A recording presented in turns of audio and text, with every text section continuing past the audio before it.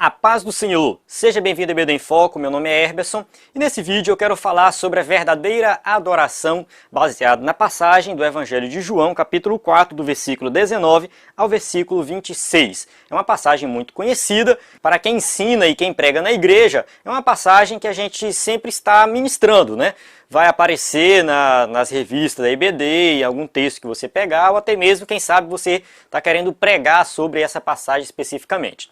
Bem, vamos lá, né? Você que está assistindo esse vídeo no YouTube, você pode se inscrever no canal do YouTube do EBD em Foco, curtir o vídeo, compartilhar com os amigos, deixar seu comentário, né? E se você estiver assistindo dentro do site ou do aplicativo do EBD em Foco, muito obrigado por ter acessado. Se você não acessou ainda, acesse o site do EBD em Foco, ebdenfoco.com, ou baixe o aplicativo na Play Store, basta procurar EBD em Foco. Vamos lá, vamos começar aqui a nossa exposição. Primeiro eu vou falar um pouco do contexto histórico, algo bem rápido também, para o vídeo não ficar muito longo, o contexto literário, e aí a gente vai entrar na passagem em si. Bem, vamos entender um pouco sobre a questão dos samaritanos. Jesus estava ali na Judéia, se você começar a ler o texto e ver que Jesus estava na Judéia, ele ia para a Galileia. Então no mapa você observa o seguinte, que a Judéia fica embaixo, Samaria no meio e a Galileia em cima. Então ficava assim. O judeu, quando ele ia para sair da Judéia e ir para a Galileia, porque assim, habitavam judeus na Galileia e na Judéia. Jesus mesmo morava na Galileia, né? Então Jesus estava indo para a Galileia, ele poderia dar a volta, passar pela Pérea. Geralmente era assim que eles faziam para não passar dentro de Samaria, né? Não passar na região de Samaria. Tinha a cidade de Samaria e tinha a região de Samaria. Então era uma região grande que eles davam uma volta muito grande para não passar. Mas Jesus passa por dentro de Samaria. Jesus quebra, né, essa questão desse racismo que tinha, dessa rixa que tinha com os samaritanos. E por que existia essa rixa entre os judeus e os samaritanos? Se você olhar o Antigo Testamento, quando o reino é dividido após Salomão, a Assíria leva, no ano 722 a.C., a Assíria leva para o cativeiro o Reino do Norte. O Reino do Norte é levado para o cativeiro, não voltam mais, desaparece o povo que é levado. Fica alguns judeus no Reino do Norte, não fica muita gente, mas a Assíria manda povos de outros países para habitar na região do Reino do Norte. Então ali o Reino do Norte, que tinha Israel, que era Reino do Norte, né, ficava no Reino do Norte, e Judá no Reino do Sul. Então o Reino do Norte foi um povo misto, o Reino do Sul ficou os judeus puros. Esse povo misto do Reino do Norte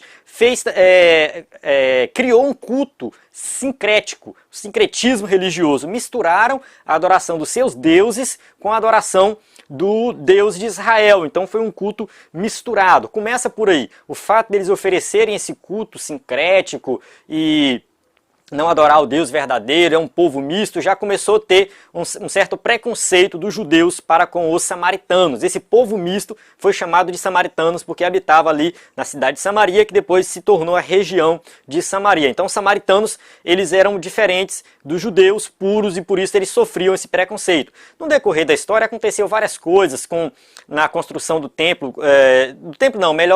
na construção dos muros, com Neemias, por exemplo, os samaritanos foram contra. Depois os samaritanos construíram um templo lá no Monte Gerizim para adorar, né, lá, porque eles não iam adorar lá no templo de Jerusalém. Depois esse templo foi destruído por um governante da Judéia, enfim, foi uma confusão atrás da outra. Teve uma ocasião que os samaritanos jogaram ossos dentro do templo de Jerusalém, então eles não se davam muito bem mesmo. E para os judeus, um samaritano era pior do que esterco, eles não consideravam em nada, não falavam que o samaritano era algo realmente muito forte, né? A rixa entre eles muito forte. E Jesus, quando se aproxima dessa mulher samaritana, Jesus está quebrando isso. Jesus está mostrando que o evangelho é para todos, não é só para os judeus, mas é para toda a humanidade, né? Inclusive para os samaritanos, que os judeus tanto odiavam. Então quando Jesus se aproxima dessa mulher, ela estranha muito, porque os judeus não se davam bem com os samaritanos. Então realmente essa mulher, ela é estranha. Jesus quebra essa barreira e mostra que o evangelho é para todos. E vamos agora para o contexto literário. Quando a gente olha para o Evangelho de João, né, como um todo, a gente vê que João tem o propósito de apresentar Jesus como Filho de Deus, como realmente o Salvador da humanidade, e quando a gente lê essa passagem, a gente vê que essa mulher reconhece Jesus como Messias. Ela fala, você é o Messias. Jesus revela para ela, né, que ele é o Messias.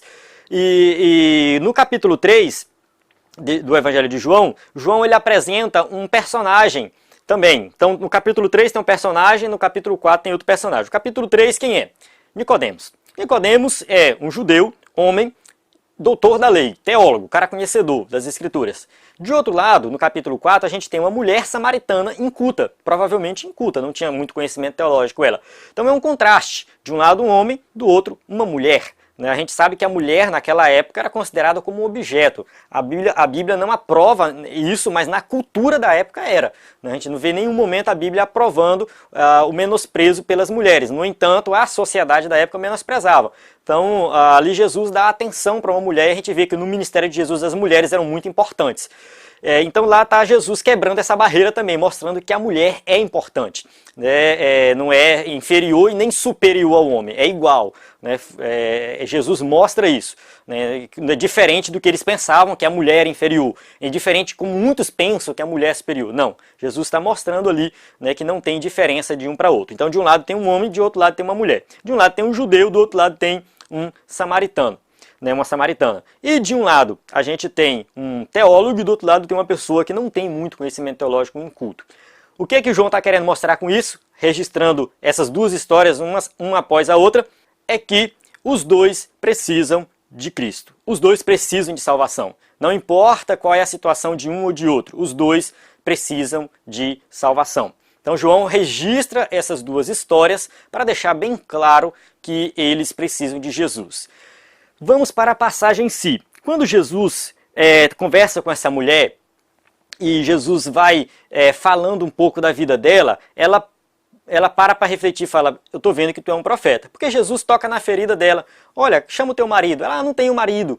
Mas Jesus fala, claro, tu não tem, disseste bem, já tiveste 5, que tem não é teu. Então essa mulher realmente deu uma resposta sincera, porque legalmente o homem que estava com ela não era o marido dela. Quando Jesus faz essa revelação, ela fala, olha, eu vejo que tu é um profeta. Então ela já aumenta um pouco mais o nível de conhecimento dela para com Jesus. Primeiro ela pensou que Jesus era um judeu qualquer, agora Jesus é um profeta. E mais na frente, quando a gente observa, Jesus revela-se para ela como o Messias e ela já reconhece Jesus como o Messias. O conhecimento que ela vai adquirindo de Jesus é gradativo, é aumentando aos poucos. E essa mulher entra num assunto muito importante que é a questão da adoração. Ela vai perguntar para Jesus o seguinte, nossos pais adoravam neste monte, vós entretanto dizeis que em Jerusalém é o lugar onde se deve adorar. Então ela entra no assunto ali com Jesus sobre a questão da adoração e fala assim, olha, os nossos pais construíram um templo no monte e falaram, é aqui que é o lugar de adoração, o Monte Gerizim. Já vocês, lá os judeus, vão lá para Jerusalém e adorem lá em Jerusalém. Qual é o lugar realmente certo para adorar? E Jesus vai explicar aqui que o local não é importante. O lugar da adoração não importa. O que importa é como você adora e quem você adora. Jesus deixa bem claro que não é no monte, não é em Jerusalém, porque de todo jeito, tanto quem estava adorando no monte lá, no caso os pais, como ela falou, nossos pais, os nossos antepassados que construíram um templo e adoraram, tanto eles quanto os judeus estavam oferecendo adoração vaga, uma adoração que não tinha fundamento, porque os judeus, por exemplo, muitas vezes eles ofereciam uma adoração hipócrita. Jesus, quando entra no templo, eles estão comercializando algumas coisas, provavelmente, transformaram o templo em comércio, então provavelmente vendiam ali coisas relacionadas ao sacrifício, totalmente contrário ao que a lei ensinava sobre a questão do sacrifício. Enfim, transformaram o templo em comércio. Então, uma adoração hipócrita. De outro lado, tem um povo que oferece uma adoração sincrética, uma adoração onde eles não sabiam quem adoravam. Jesus diz assim, vós adorais o que não conheceis. Então, quando eles adoram o que não conhecem, oferecem uma adoração vaga, vazia, uma adoração que não tem fundamento nenhum.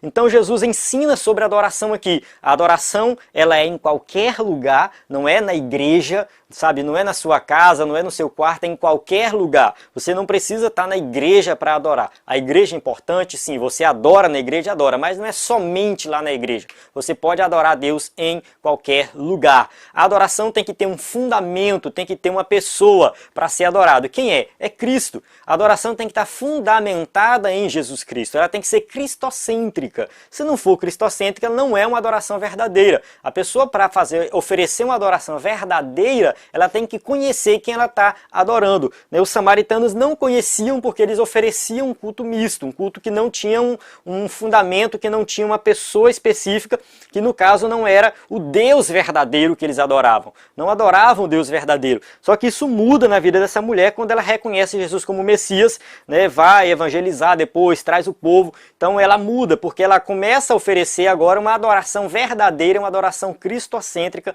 uma adoração que não depende de lugar, onde Jesus começa a falar aqui, mas vem a hora e já chegou em que os verdadeiros adoradores adorarão o Pai em espírito e em verdade, porque são estes que o Pai procura para seus adoradores. E coloca assim, ó, Deus é espírito, importa que os seus adoradores o adorem em espírito e em verdade.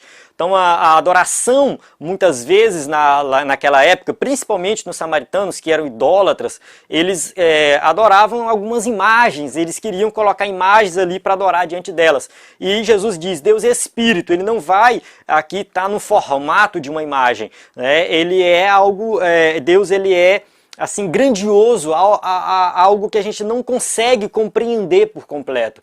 Então, o que a gente tem que fazer? Simplesmente adorar em espírito e em verdade. Uma adoração verdadeira, uma adoração sincera diante de Deus, não uma adoração vazia, uma adoração hipócrita, como acontecia com aqueles povos, tanto os samaritanos quanto os judeus. Mas Jesus veio mostrar como deve ser a verdadeira adoração com sinceridade.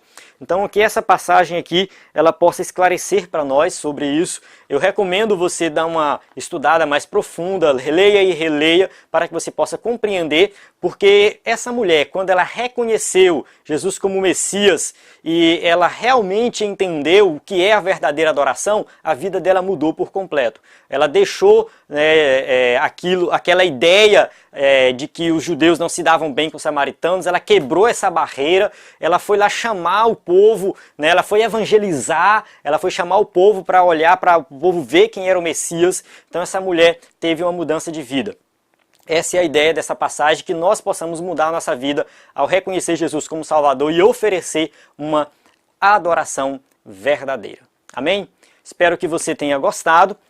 Realmente não dá para aprofundar muito aqui, por questão de tempo, mas essa passagem ela já é suficiente para você mudar a sua atitude, o seu pensamento em relação à adoração. E você que é professor da EBD, você pode repassar esse conteúdo para os seus alunos. Se você é pregador, você pode usar esse conteúdo para pregar. E fica aí a dica para se aprofundar, buscando conhecimento através de livros, comentários e outros canais do YouTube também. A paz do Senhor, até a próxima.